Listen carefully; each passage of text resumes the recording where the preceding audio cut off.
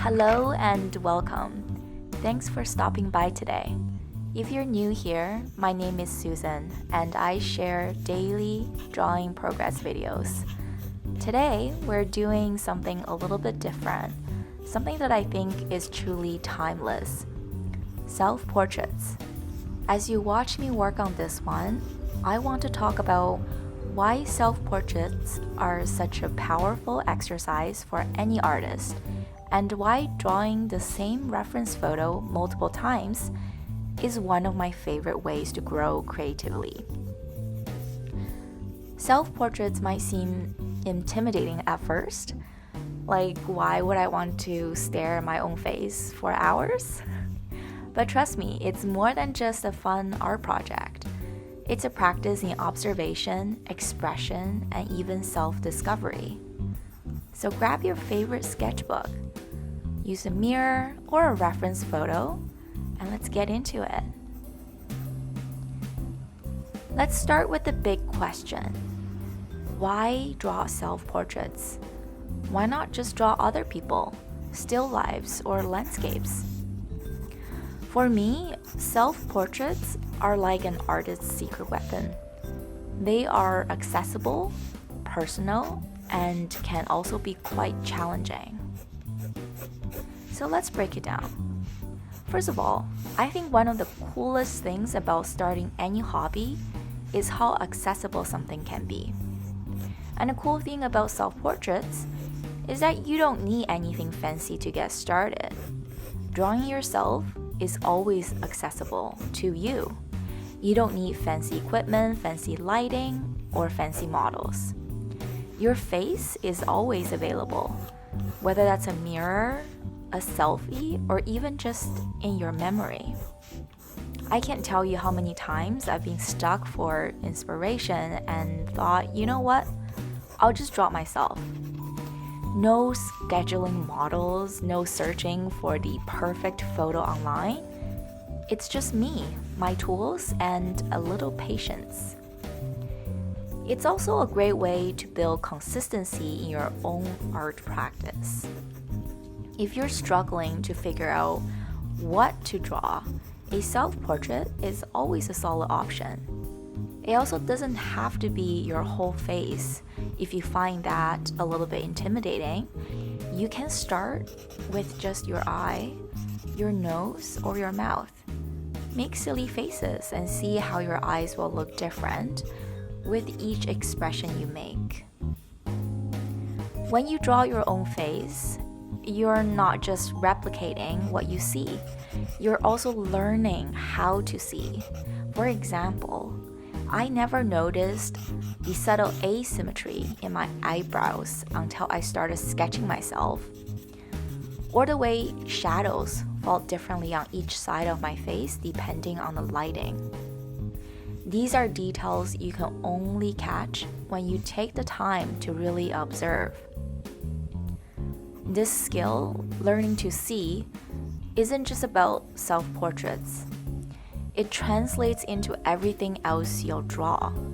The more you train your eyes to catch the little details, the better you'll get at capturing the likeness, textures, and proportions in any subject. Self-portraits are like a visual diary of your artistic journey. Every time I draw myself, I'm capturing a little piece of who I am at that moment. My skill level, my mood, even how I see myself. It's wild to look back at old self-portraits and think, wow, I've actually grown so much as an artist. And sometimes it's less about the technical growth and more about the emotional connection. Like I can see a self-portrait from a tough time in my life and remember how drawing helped me process what I was feeling. It's incredibly powerful. I also like the journaling aspect of it. It's kind of like when you go on a road trip, you listen to a set of songs that's your favorite at that time, and years have gone by and you listen to the same songs, you just came by it randomly at a restaurant. You instantly remember that particular road trip. For me, It's really nostalgic to look back at a self-portrait that I made for myself years later and just remember the state of mind that I was in at that time. Now let's talk about something that might sound repetitive, but it's actually one of my favorite art hacks, using the same reference photo multiple times. When I first started doing this, I thought it would just easily get really boring. But the opposite happened, and here's why. Number one, I focus on something new. When you stick with the same reference photo, there's a certain familiarity with it. You've already been observing it, and your eyes and your brain have already helped you study it thoroughly once already. You're not burdening your mental capacity on figuring out new proportions or compositions. You've already done that work. Instead, you can focus on something new. It can be confidence of your line work. It can be refining specific skills that you feel you are lacking.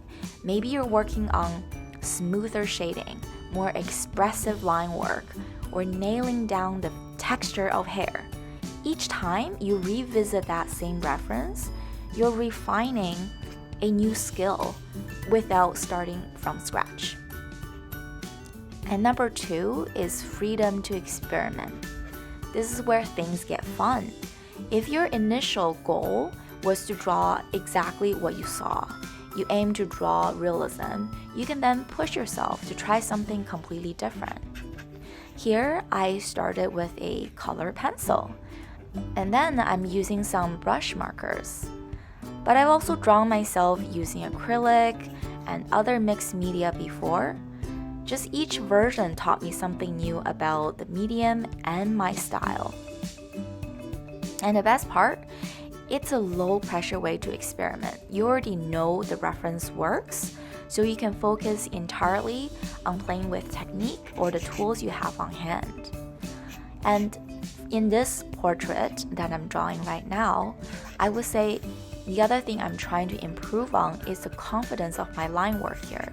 Because I'm now using pen, I cannot go back, I cannot erase it, I have to work with the lines that I've already made on the piece of paper. I would say number three, using the same reference photo over and over, is to build muscle memory. Each time you draw that same photo, you're training your hand and your eye to work together.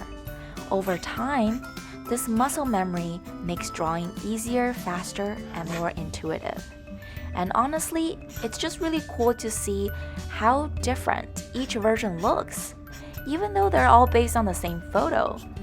It's a reminder of how versatile art can be.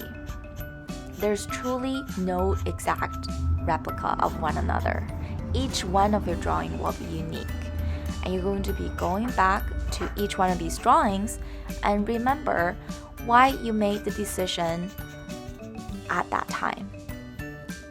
So if you're ready to get this a go and try this for yourself, I do have a few tips to help you get started. I would say number one is to pick a photo that inspires you. Choose a photo you love. Maybe it's a dramatic lighting setup, or maybe it's just a moment that feels authentic to you. Maybe it's a photo that brings you back down your memory lane and it's really special to you. Remember that the more connected you are to the reference, the more excited you'll be to draw it. Number two is to start simple. Don't worry about creating a masterpiece right away.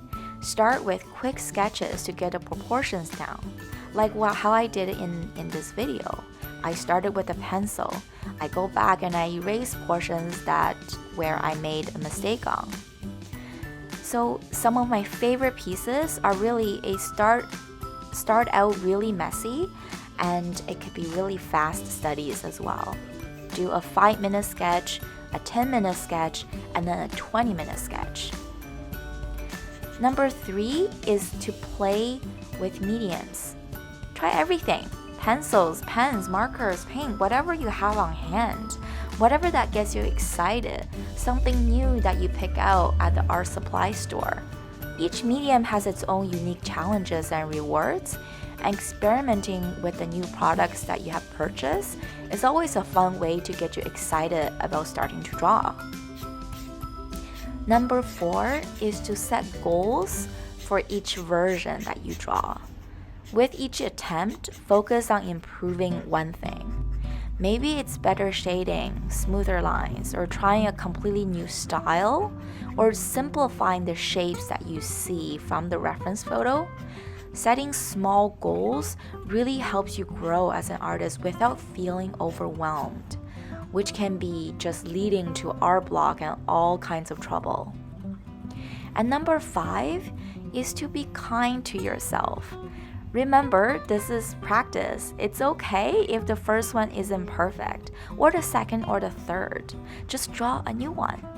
The point is to keep going and enjoy the process. And that's also why I really like to keep a sketchbook, because then I can flip back and just see all of my growth as an artist. Self-portraits are more than just an art exercise. They're a way to connect with yourself, grow your skills, and explore your creativity. And by revisiting the same reference, you can push your boundaries in ways you never imagined. So please, give it a try. And if you do, tag me on social media or drop a comment below. I would love to see what you have created.